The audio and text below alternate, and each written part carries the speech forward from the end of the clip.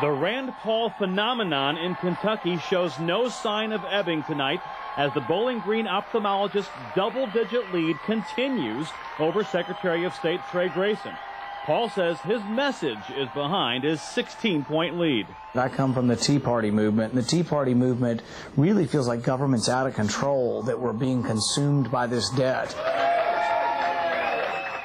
As Trey Grayson campaigned in Louisville this morning, one couldn't help but wonder if the dark clouds that hung over him were a metaphor for the new poll numbers.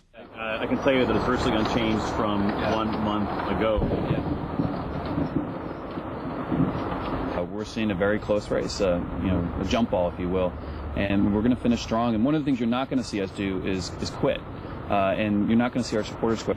I think that both campaigns believe they still have work to do. I think even if Rand Paul believes he has a lead of some kind, that he hasn't completely sealed the deal, that he hasn't completely shut off Grayson from any chance of winning. At this point, however, it would be an upset for Paul to give up such a big lead.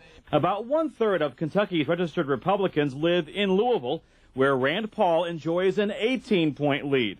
Paul even leads by 13 points in Grayson's home base of north central Kentucky. Republican insiders, though, believe that Grayson will eventually have more support than our poll indicates. So I think Paul is likely to slightly underperform the polling, and I think Grayson, because he's appeared on the ballot twice statewide, may overperform the polling a bit. Paul enjoys support from libertarians and independents who cannot vote in the Republican primary, but whose influence is being felt. It's sort of the perspective of the same old establishment politicians versus someone who's not a politician. Look at my record, because if I were more of the same in Frankfurt, people wouldn't have reelected me in 07.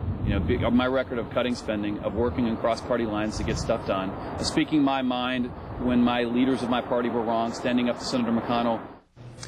And Grayson is just trying as hard as he can to make that point that he is not just an establishment. He said, no one handpicked me. He said, I brought myself up through the electoral ranks, and I was reelected Secretary of State because of what I did independently there. However, there's no question the national media, this whole race is cast as establishment versus Tea Party. And he was the heir apparent. Grayson was the heir apparent, and that made him possibly look more establishment. Absolutely.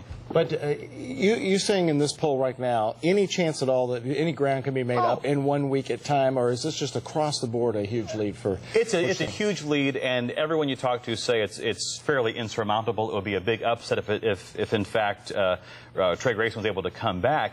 One thing to point out, Trey Grayson said to me today, he said, look at Rand Paul's advertising now.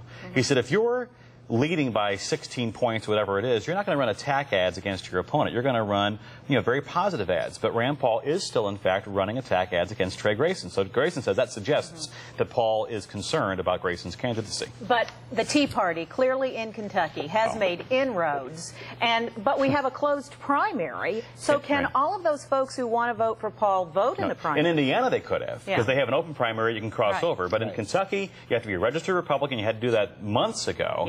And so as a result, it's very likely that that margin of victory for Rand Paul will not be quite as big as what our poll is indicating. All right, thank you, Joe. All right, Democrats coming.